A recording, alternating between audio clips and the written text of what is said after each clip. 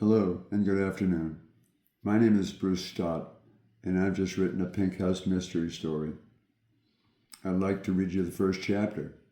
It's short, so grab a cup of coffee and we'll start in a moment. Are you ready?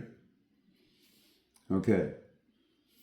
There are several Pink House stories to tell, yet given the time of year, let's start with one for the fast approaching Halloween season. It's time for a mystery about the Pink House, all right. I ought to know, having grown up there. Perhaps many folks don't know what it was like to live there in a house with no fresh water and a salt marsh, with endless tides and bugs aplenty. Or at least there are fewer old-timers.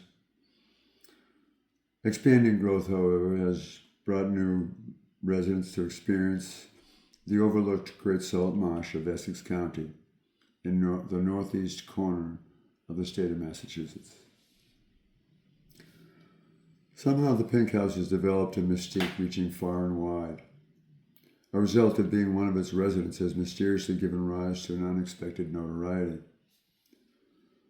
My 55th Newburyport High School reunion at Michael's Harborside in Newburyport last week was an example. Many classmates inquire, as they have for decades, what was going on. Many neighbors and friends have asked about what living there was like, thus coaxing this old salt marsh man out of his shell. You already know all the facts about the house, or can find them. I'm not going to cover those off. But what you don't have is something from her former residence, or a little bit about the ghosts lurking in her background. It's a hallowed place, that Pink Queen, commanding the marsh around her all alone. A big sore thumb sticking up in what we knew as the Big Pink, or often the Pinky from Mom. There's heaps to tell, but let's start with the mystery and why it's a kind of a hallowed place. Other stories will follow another day. The house has been adopted by the community now, a member of its family more than ever. A very historic town at that. At the same time, it's about to be demolished at 100 years old. I say 100 because, well, it took some planning, along with the building, to complete, thus making it 100. Pinky's like a family member now and part of the personality of the town more than ever. A thread to connect to the past, yet a reality about to vanish. People are used to going by this landmark, this icon. It's a mystery how the element of the community life can somehow be snuffed out. Dare I say there's an air of an impending passing like a beloved ailing elder one can't save. A funeral is soon to be held, and a eulogy to days gone by will be written again.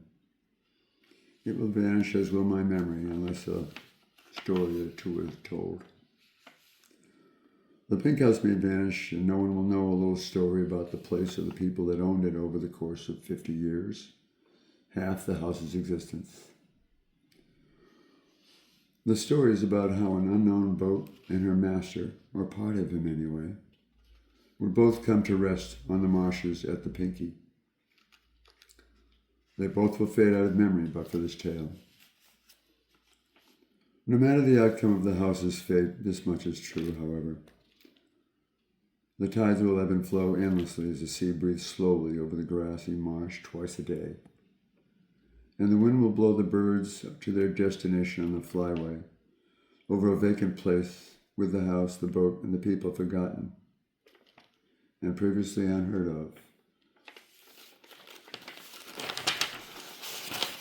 Hi, again. That's the end of the first chapter.